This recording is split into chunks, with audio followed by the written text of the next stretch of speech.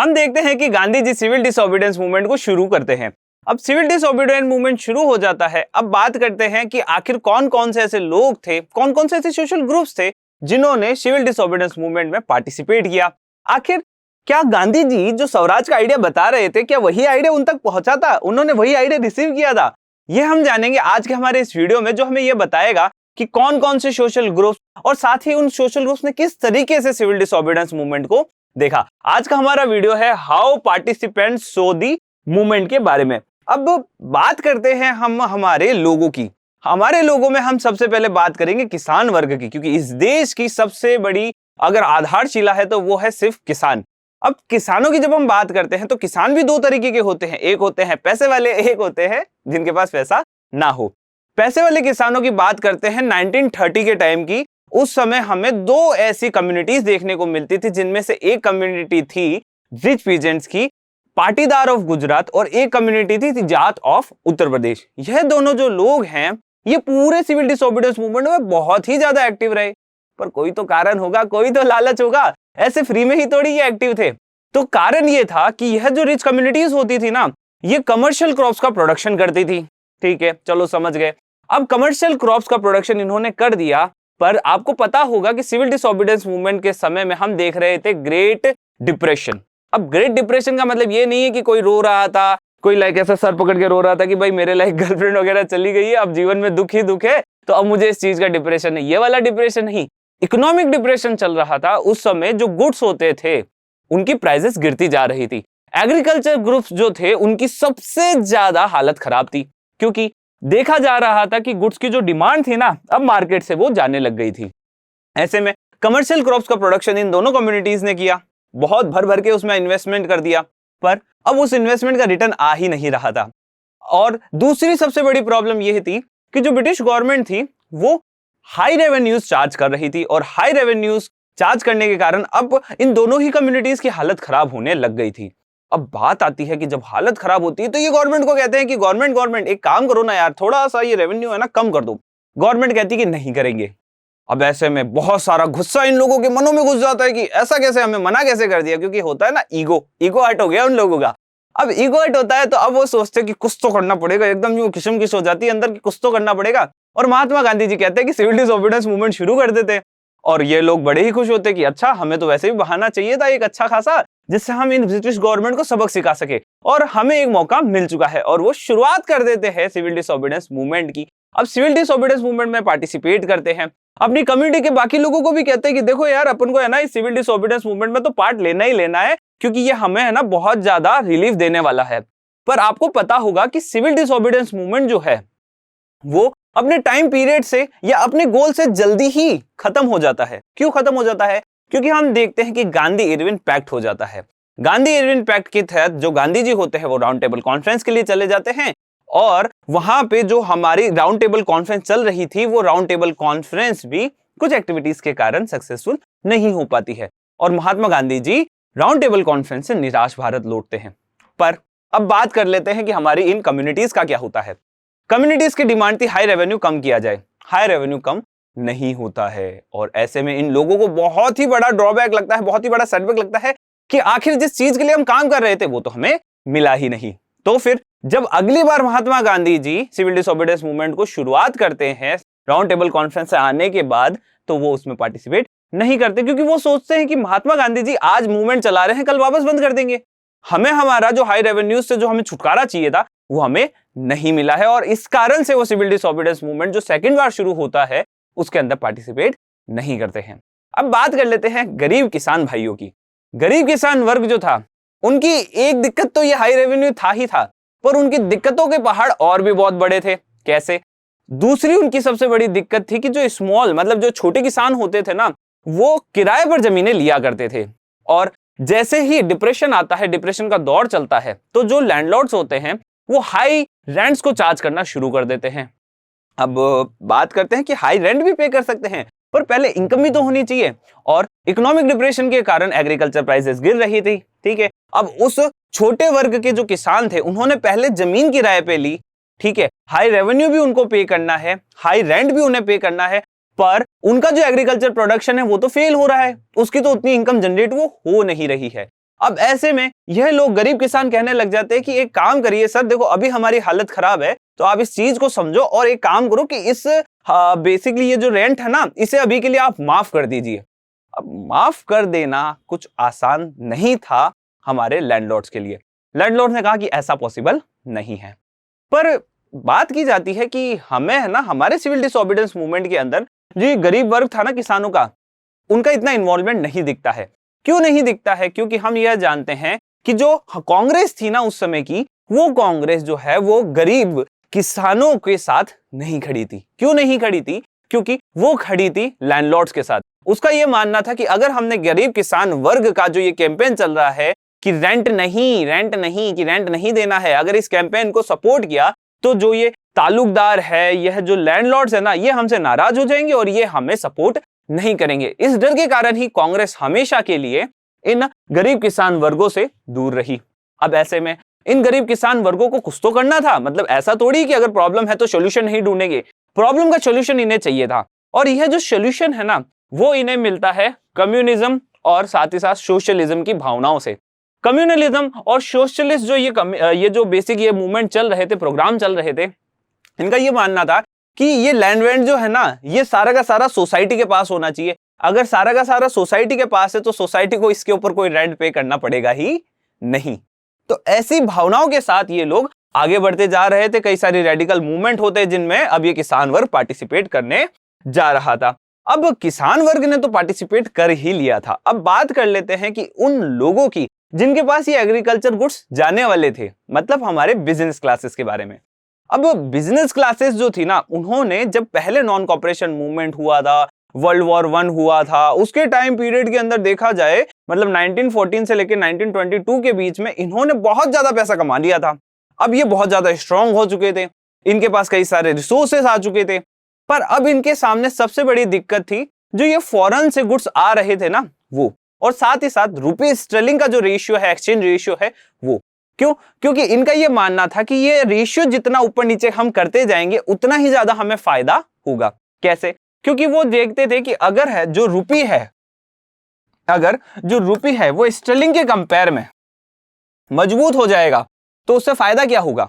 उससे फायदा यह होगा कि उनका जो ट्रेड है वो फ्लरिश होगा ज्यादा से ज्यादा। अब बात करते हैं कि ये दो समस्या उनके सामने दिख रही थी।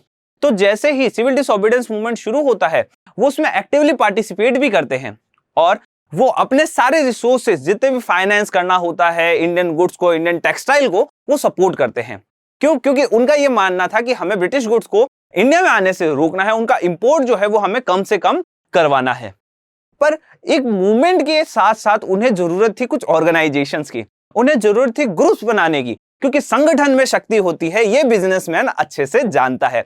बिजनेसमैन कहते हैं कि चलो एक काम करते हैं, हम एक साथ आ जाते हैं ताकि हम अच्छे तरीके से अपने मोटिव को आगे पेश कर सके और लड़ सके।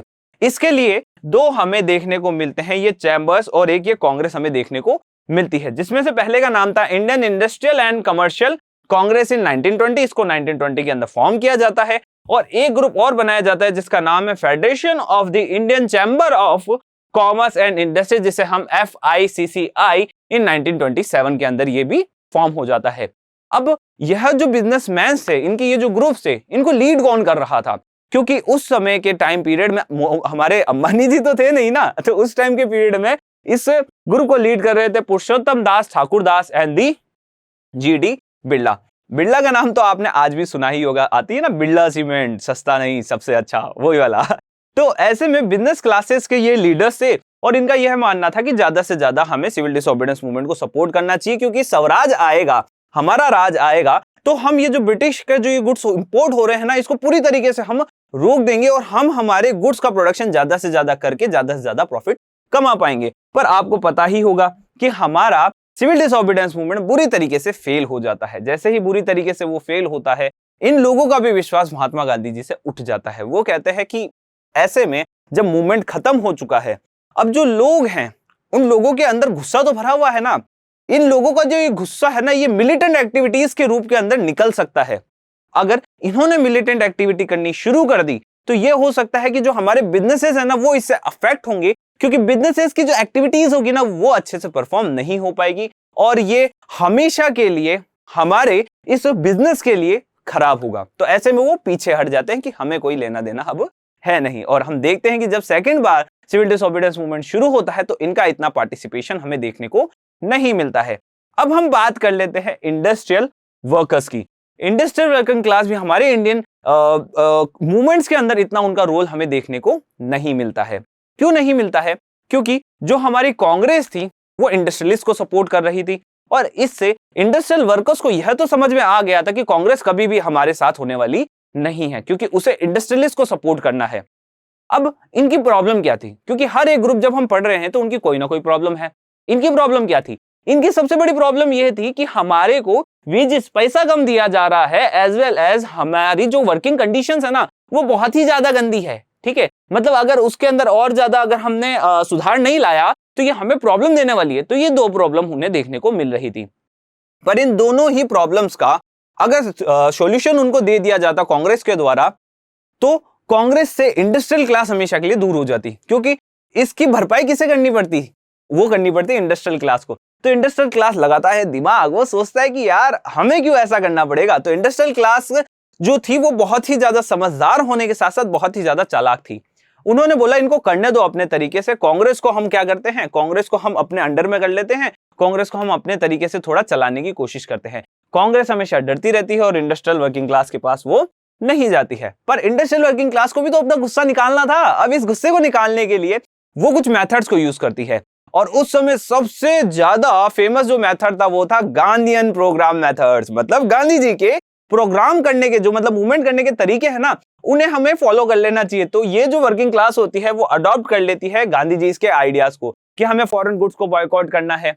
साथ ही साथ हमें क्या करना है ना कि हमारे मूवमेंट के दौरान मतलब एकदम शांति से हमें मूवमेंट के दौरान है ना एकदम शांति बना के रखनी है। हमें किसी भी तरीके से हिंसा का साथ नहीं देना है। एज वेल एज जब हम बात करते हैं कि आखिर जब इन्होंने मूवमेंट शुरू की, इन्होंने स्ट्राइक शुरू करी, तो वो स्ट्राइक्स कब कब हुई थी? कोई फेमस स्ट्राइक भी तो होगी ना। तो सबसे पहले हुई थी रेलवे वर्कर्स की स्ट्राइक जो हुई थी 1930 के अंदर। एक डॉक वर्कर्स की स्ट्राइक हुई थी जो हुई थी 1932 के अंदर। और साथ ही साथ एक छोटा नागपुर के माइन वर्कर्स ने भी एक बहुत बड़ी स्ट्राइक करी थी। उसके अंदर इन्होंने बहुत ही ज्यादा गांधीयन प्रोग्राम को यूज किया, गांधीयन मेथड्स को फॉलो किया था, जिससे हमें यह तो समझ में आ गया था कि हमारी ये जो इंडस्ट्रियल वर्किंग क्लास है ना वो गांधीयन प्रोग्राम से जुड़ना जरूर चाहती है, पर कांग्रेस की एक्टिविटीज के कारण वो जुड़ नहीं पा रही है। अब हम आगे बढ़ते हैं, महिलाओं की बात कर लेते हैं। अब जब हम जानते हैं कि हमारा एक जो देश है वो पुरुष प्रधान समाज है, इस पुरुष प्रधान समाज में महिलाओं की स्टार्टिंग से मतलब अब हम बात करें, अभी तो हम लाइक 21st सेंचुरी में जी रहे हैं, अब तो बहुत चेंज आ चुका है। अब ऐसा कुछ भी नहीं है जैसा इसमें देखने को मिल रहा है। ठीक है, अगर अब महिलाओं को न्याय नहीं मिला ना तो महिलाएं जो है थप्पड़ मार के न्याय ले लेती है। ठीक है, तो ऐसे टेंशन वाली कोई बात नहीं, महिलाओं के पास अब बहुत ज्यादा पावर है। नारी का इतना सशक्तिकरण हो रहा है, इतना सशक्तिकरण होता है कि कई बार हमें लगने लग जाता है कि यार इतनी ज्यादा इनके पास शक्ति आ गई तो हमारा रहना मुश्किल हो जाएगा घरों के अंदर। ठीक है, तो अब होता क्या है ना कि 1930s के टाइम पीरियड के अंदर जब हम बात करते हैं, इंडियन सोसाइटी जो थी ना वो एक ट्रेडिशनल सोसाइटी थी और ट्रेडिशनल सोसाइटी के अंदर महिलाओं को इतना इतना स्टेटस नहीं दिया जाता था, इतने राइट्स नहीं दिए जाते थे। अब ऐसे में उनको प्रॉब्लम ये थी कि हमें है ना राइट्स चाहिए, हमें राइट्स चाहिए है मेंस के इक्वल, उसके लिए हमें लड़ना होगा। प्रॉब्लम ये थी और सॉल्यूशन कौन देने वाले थे? सॉल्यूशन गांधी जी देने वाले थे। गांधी जी ने सॉल्यूशन दिया अपने सॉल्ट मार्च और सिविल डिसोबीडियंस मूवमेंट के थ्रू। सॉल्ट मार्च जैसे ही शुरू होता है, महिलाएं बढ़ चढ़कर इसके अंदर पार्टिसिपेट करती है। महात्मा गांधी जी के जहां भी भाषण वगैरह चल रहे होते हैं वहां पे जाके महिलाएं पहुंचती है, सुनती है, समझती है और वो ये मानने लग जाती है कि गांधी जी जो कह रहे हैं ना वो इस देश के हित में है और ये देश हमारा है। तो ये हमारी ड्यूटी बनती है कि हम इस देश के लिए जो कुछ भी हो सकता है वो सब कुछ करें। और इसके लिए वो कई सारे protest, marches, manufacturing, salt marches, इनके अंदर वो जुड़ना शुरू कर देती है। जो फॉरेन क्लोथ्स होते हैं उनको बायकॉट करती है, जो लीकर शॉप्स होती है उनको पिकेट करती है। ऐसी कई सारी एक्टिविटीज के अंदर वो पार्टिसिपेट करना शुरू हो जाती है ताकि वो अपना एक रोल बता सके कि हाँ हम एग्जिस्ट करते हैं और हम ये इसलिए ही कर रहे हैं क्योंकि हमारा देश आजाद हो और देश आजाद होने के साथ साथ हमें भी कुछ राइट्स मिल जाए। तो बहुत बढ़िया, अच्छी बात थी। पर अभी भी है ना महिलाओं की सिचुएशन जो है वो इतनी इंपैक्टफुल चेंज नहीं हो पा रही थी क्योंकि अभी भी हमारा जो समाज था वो एक पुरुष प्रधान समाज था। इस पुरुष प्रधान समाज के अंदर अगर महिलाओं को ज्यादा राइट्स दिए जाते तो ये हो सकता था कि पुरुष जो है वो नाराज हो जाते। तो कहीं ना कहीं कई लोगों के मनों में इन चीजों का डर था। खुद गांधी जी का भी यही मानना था कि महिलाएं जो है वो एक अच्छी वाइफ होनी चाहिए, एक अच्छे होम को संभालने वाली होनी चाहिए। मतलब कहीं ना कहीं महात्मा गांधी जी का भी यही कन्वेंशन था कि हाँ, महिलाओं का जो रोल है वो घरों तक ही सीमित है। पर महात्मा गांधी जी एक पहलू कहते जरूर थे, पर उनके दूसरे पहलू भी वो बताते थे। कैसे? महात्मा गांधी जी की ये जो लाइन है ना, ये आपको सबने पढ़ाई होगी कि हाँ, महात्मा गांधी जी का मानना था कि जो वुमन से उनकी इकलौती ड्यूटी ये है कि घरों का ध्यान रखे, एक अच्छी वाइफ बने, एक अच्छी मां बने। पर आपने सोचा कि आखिर ये क्यों जरूरी था? उस टाइम पीरियड में जब 1930s का दौर चल रहा था, 1930s के अंदर सबसे ज्यादा जरूरी था कि हमें इंडिपेंडेंस चाहिए। अब ऐसे में हमारी सोसाइटी के ट्रेंड्स को देखते हुए महात्मा गांधी जी का यह फैसला था कि हाँ, ऐसा करना चाहिए कि महिलाओं को राइट्स तो दिलवाने हैं हमें, पर ये जो राइट्स है ना, वो अभी मिलना पॉसिबल नहीं हो पाएंगे। अगर महिलाओं को राइट्स दिलाने हैं तो उसके लिए हमें डेमोक्रेसी को लाना होगा। ठीक है, डेमोक्रेसी को बुलाना होगा कि डेमोक्रेसी इधर आ जा। अब डेमोक्रेसी जैसे ही आएगी, डेमोक्रेसी आते ही सभी लोग इक्वल हो जाएंगे, और जैसे ही वो इक्वल होंगे, महिलाओं को अपने आप ही राइट्स मिल जाएंगे। और साथ ही साथ महिलाओं के राइट्स का प्रोटेक्शन करने के लिए महात्मा गांधी जी हमेशा सजग रहते थे। महात्मा गांधी जी का मानना था कि हमें काम तो करना है, ठीक है, पर हमें उसके लिए हिंसा नहीं करनी, हमें स्टेप बाय स्टेप आगे बढ़ना है। तो ये कुछ सोच जो थी वो महात्मा गांधी जी की थी। कई बार जो लोग हैं वो इन चीजों का गलत मतलब निकाल लेते हैं। देखो बच्चों, हर एक चीज का है ना दो दो पहलू होते हैं, ठीक है ना। आपको ये लाइन अभी लग रही हो कि सर बहुत हार्श है, महात्मा गांधी जी ने ऐसे कैसे सोच लिया, पर कारण भी तो रहा होगा कुछ। उस टाइम की सोसाइटी, उस टाइम का टाइम पीरियड अगर देखा जाता है तो आज के टाइम पीरियड से बच्चों बहुत ज्यादा अलग है। जो चीजें आज हम करते हैं, जो एक्टिविटीज, जो कल्चर्स हम आज फॉलो करते हैं, वो उस समय नहीं किया जाता था। जो बुक्स हम पढ़ते हैं, जो मोबाइल हम यूज करते हैं, वो उस समय नहीं किया जाता था। तो ऐसे में इस टाइम डिफरेंस को हमें समझना चाहिए। ऐसा कुछ भी नहीं है कि किसी नेशनल लीडर ने कभी भी किसी महिला को इक्वल नहीं समझा है, ऐसा कभी भी नहीं हुआ है। पर जब हम बात करते हैं 1930s की दौर की, तो जब हमारा पैतृक समाज चल रहा था, ट्रेडिशनल सोसाइटी हमारे इंडिया के अंदर प्रिवेल थी, उस टाइम ये देखा गया था कि हाँ, ऐसे कुछ आइडियाज उस टाइम प्रिवेल हो रहे थे। पर 1947 के बाद जैसे इंडिया में डेमोक्रेसी आती है, ज्यादा से ज्यादा यही कोशिश की जाती है कि इन आइडियाज को दूर कर दिया जाए। और आपने देखा भी होगा कि नारी का जो सशक्तिकरण अभी चल रहा है, वुमेन एम्पावरमेंट के जो कई सारे प्रोग्राम्स अभी चलाए हुए हैं गवर्नमेंट ने, वो इतने एफिशिएंट है कि आने वाले कुछ सालों के अंदर महिलाएं बहुत ज्यादा पावरफुल हो जाएगी। बच के रहना बच्चों, बहुत ज्यादा जरूरी है महिलाओं से बच के रहना। क्यों? क्योंकि देखो, महिला के पास जब पावर आएगी ना, तो आपके लिए ऐसा हो जाएगा, घरों में रहना मुश्किल हो सकता है। क्यों मुश्किल हो सकता है? क्योंकि देखो, अभी तक जो है ना एम्पावरमेंट का जो दौर चल रहा है, उस एम्पावरमेंट के दौर पे हमने यह देखा है कि कई सारे चेंजेस अभी तक आ चुके हैं। और एम्पावरमेंट का दौर इतना भी आएगा कि घर में किसी समय में पुरुष जो है वो बर्तन धोते दिखेंगे और महिलाएं जो है काम करती हुई दिखेगी। आज की सोसाइटी में अगर आप कहीं पे भी देखते हैं तो ये सारी चीजें आज भी, मतलब अभी से होना शुरू हो चुकी है। तो सजग रहे, सावधान रहे, पढ़ लो। नहीं पढ़ोगे तो घर में बर्तन धोगे बाद में। गलत कुछ भी नहीं है, सब ओके, ठीक है। चलो आज के लिए इतना ही। आज के इस वीडियो में हमें बहुत कुछ सीखने को मिला है।